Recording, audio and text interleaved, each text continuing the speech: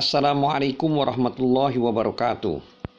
Alhamdulillahirabbil alamin wassalatu wassalamu ala asyrofil mursalin Muhammad wa ala alihi wa sahbihi ajmain.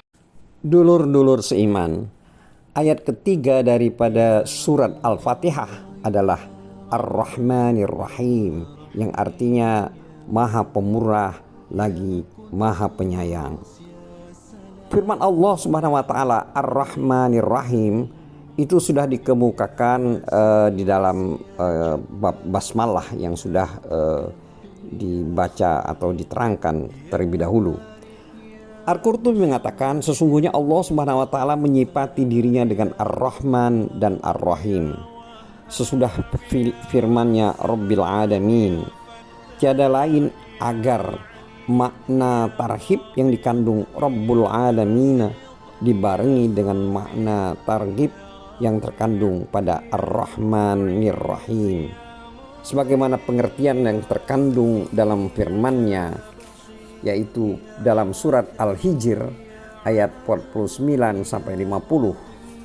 yang artinya, kabarkanlah kepada hamba-hambaku bahwa sesungguhnya akulah yang Maha Pengampun lagi Maha Penyayang, dan bahwa sesungguhnya azabku adalah azab yang sangat pedih.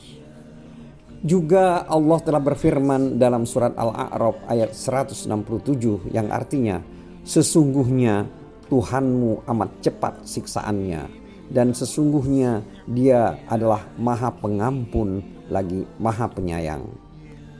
Lafaz Rabb atau Tuhan dalam ayat tersebut mengandung makna tarhib, sedangkan Ar-Rahmanir Rahim mengandung makna targhib.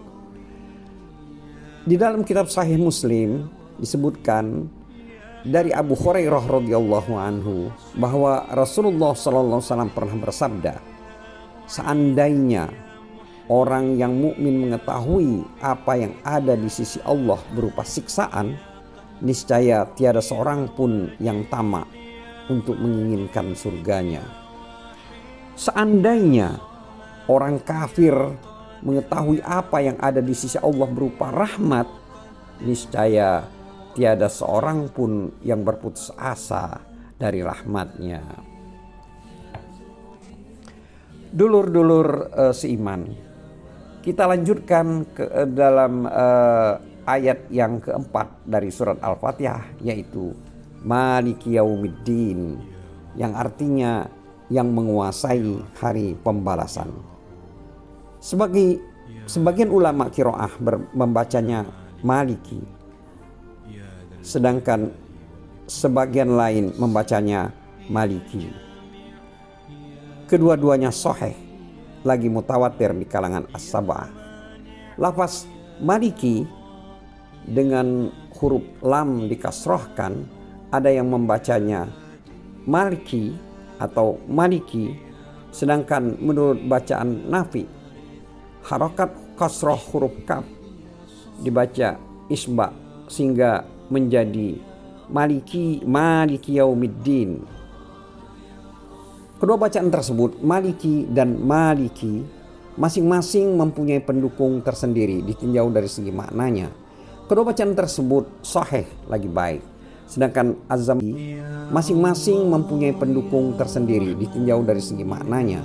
Kedua bacaan tersebut sahih lagi baik, sedangkan Az-Zamakhsyari lebih menguatkan bacaan Maliki, mengingat bacaan inilah yang dipakai oleh ulama kedua kota suci Mekah dan Madinah, dan karena firman-Nya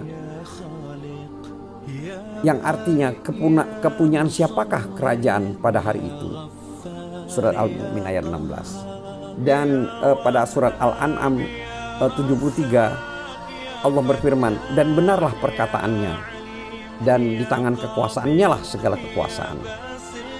Telah diriwayatkan dari Abu Hanifah bahwa ia membaca Maliki Yaumiddin atas dasar anggapan fi'il, fa'il, dan maf'ul. Tetapi pendapat ini tersendiri. Abu Bakar Ibnu Dawud meriwayatkan sehubungan dengan bacaan tersebut sesuatu yang gharib, mengingat dia mengatakan bahwa telah menceritakan kepada kami Abu Abdurrahman Al-Azdi telah menceritakan kepada kami Abdul Wahab Ibnu Abdil dan Abu Mutarib dari Ibnu Syihab yang telah mendengar hadis bahwa Rasulullah SAW, Abu Bakar, Umar dan Utsman serta Muawiyah dan anaknya yaitu Yazid Ibnu Muawiyah membaca Maliki Yaumiddin. Ibnu Syihab mengatakan bahwa orang yang mula-mula membaca Maliki adalah Marwan Ibnul Hakam. Menurut kami, Marwan mengetahui kesahihan apa yang ia baca, sedangkan hal ini tidak diketahui oleh Ibnu Syihab. Telah diriwayatkan sebuah hadis melalui berbagai jalur peristiwa yang diketengahkan Ibnu Burdawi bahwa Rasulullah SAW membacanya Maliki Yaumiddin. Lafaz Malik diambil dari kata al-milk seperti makna yang terkandung dalam firman-Nya, yaitu dalam surat Maryam ayat 40. Sesungguhnya kami memiliki bumi dan semua orang-orang yang ada di atasnya, dan hanya kepada kamilah mereka dikembalikan. Kemudian dalam surat An-Nas, katakanlah aku berlindung kepada Tuhan yang memelihara dan menguasai manusia, pemilik manusia. Sedangkan kata Maliki diambil dari kata Al-Mulk, sebagaimana pengertian yang terkandung dalam firman-Nya dalam surat Al-Mu'min ayat 16, yang artinya kepunyaan siapakah kerajaan pada hari ini? Hanya kepunyaan Allah yang Maha Esa lagi Maha mengalahkan. Kemudian dari surat Al-An'am ayat 73, benarlah perkataannya dan di tangan kekuasaannya lah segala kekuasaan. Kemudian dalam surat Al-Furqan ayat 26, kerajaan yang hak atas hari ini adalah kepunyaan Tuhan yang Maha Pemurah, dan hari itu suatu hari yang penuh dengan kesukaran bagi orang-orang kafir. Pengkhususan sebutan Al-Mulk, kerajaan, dengan Yaumiddin, hari pembalasan, tidak bertentangan dengan makna lainnya. Mengingat dalam pembahasan sebelumnya telah diterangkan bahwa Allah adalah Tuhan alam semesta yang pengertian umum mencakup di dunia dan akhirat.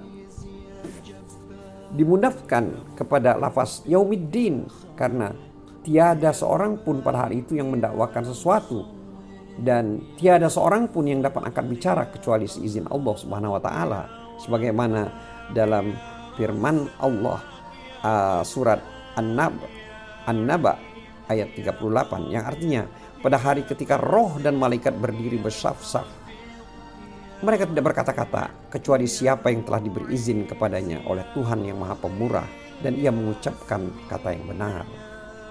Kemudian dalam surat Toha ayat 108 yang artinya dan merendahlah semua suara kepada Tuhan yang Maha Pemurah, maka kamu tidak mendengar kecuali bisikan saja. Dalam surat Hud ayat 105 yang artinya dikala datang hari itu tidak ada seorang pun yang berbicara melainkan dengan izinnya, maka di antara mereka ada yang celaka dan ada yang berbahagia. Dahak mengatakan dari Ibnu Abbas bahwa Maliki Yaumiddin artinya tiada seorang pun bersamanya yang memiliki kekuasaan seperti hal itu di saat raja-raja masih hidup di dunia pada saat hari pembalasan tersebut. Ibnu Abbas mengatakan Yaumiddin adalah hari semua makhluk menjalani hisab, yaitu hari kiamat. Allah membalas mereka sesuai dengan amal perbuatannya masing-masing. Jika amal perbuatannya baik, maka balasannya baik. Jika amal perbuatannya buruk, maka balasannya pun buruk. Kecuali yang mendapat ampunan dari Allah Subhanahu wa taala. Hal yang sama dikatakan pula oleh selain Ibnu Abbas dari kalangan sahabat, yaitu para tabi'in dan ulama salaf. Hal ini sudah jelas. Ibnu Jarir meriwayatkan dari sebagian mereka bahwa tafsir dari firman-Nya Maliki Yaumiddin adalah Allah Maha Kuasa untuk mengadakannya. Tetapi Ibnu Jarir sendiri menilai pendapat ini dhaif.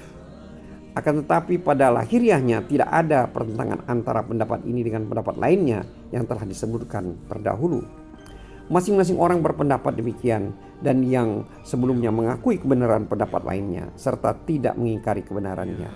Hanya saja konteks ayat lebih sesuai bila diartikan dengan makna pertama di atas tadi dibandingkan dengan pendapat yang sekarang ini. Sebagaimana disebutkan dalam firman-Nya yang artinya kerajaan hak pada hari itu adalah kepunyaan Tuhan yang Maha Pemurah.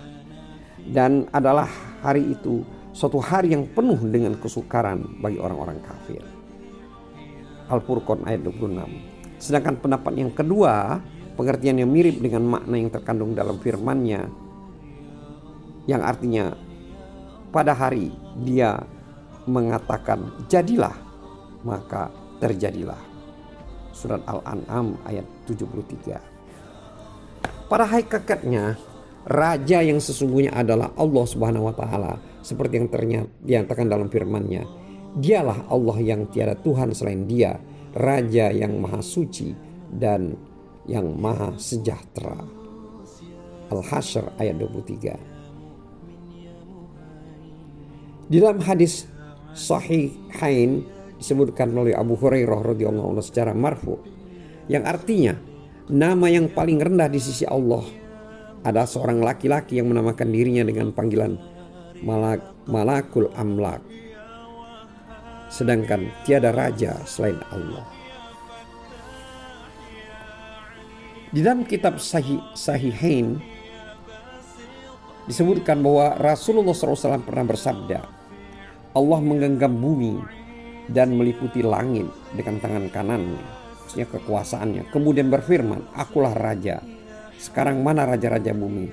Mana orang yang diktator? Mana orang yang angkuh? Di dalam Al-Quran disebut melalui firman-Nya yang artinya kepunyaan siapakah kerajaan pada hari ini? Hanya kepunyaan Allah yang Maha Esa, lagi Maha mengalahkan. Surat Al-Mu'min ayat 16. Dulu Siman. Adapun mengenai nama lain di dunia ini dengan memakai sebutan Malik, yang dimaksudkan adalah nama majas, bukan nama dalam arti sesungguhnya. Sebagaimana yang dimaksud dalam firman, sesungguhnya Allah telah mengangkat Talut menjadi raja kalian. Dalam surat Al-Baqarah ayat 247. Kemudian dalam surat Al-Kahfi ayat 79, karena di hadapan mereka ada seorang raja. Kemudian dalam surat Maidah ayat Al-Maidah ayat 20 yang artinya ketika Dia mengangkat nabi-nabi di antara kalian dan dijadikannya kalian sebagai raja-raja orang yang merdeka. Di dalam sebuah hadis Sahihain disebutkan seperti raja-raja yang berada di atas dipan-dipannya. Ad-din di sini berarti pembahasan dan hisab. Sebagaimana yang disebutkan dalam firman yang lain yang artinya di hari itu Allah akan memberikan mereka balasan yang setimpal menurut semestinya. Jadi makna yang dimaksud di situ adalah balasan yang setimpal yang dihisab. Orang yang pandai ialah orang yang melakukan perhitungan terhadap dirinya sendiri dan beramal bekal sesudah mati. Makna yang dimaksud adalah hisablah dirimu sendiri sebagaimana yang dikatakan oleh Khalifah Umar radhiyallahu anhu, yaitu hisablah diri kalian sendiri sebelum dihisab, dan timbanglah amal perbuatan kalian sebelum ditimbang, dan bersiap-siaplah untuk menghadapi peradilan yang paling besar di hadapan Tuhan yang tidak samar baginya semua amal perbuatan kalian. Seperti yang dinyatakan dalam surat Al-Haqqah, yaitu ayat ke-18 yang artinya pada hari itu kalian dihadapkan.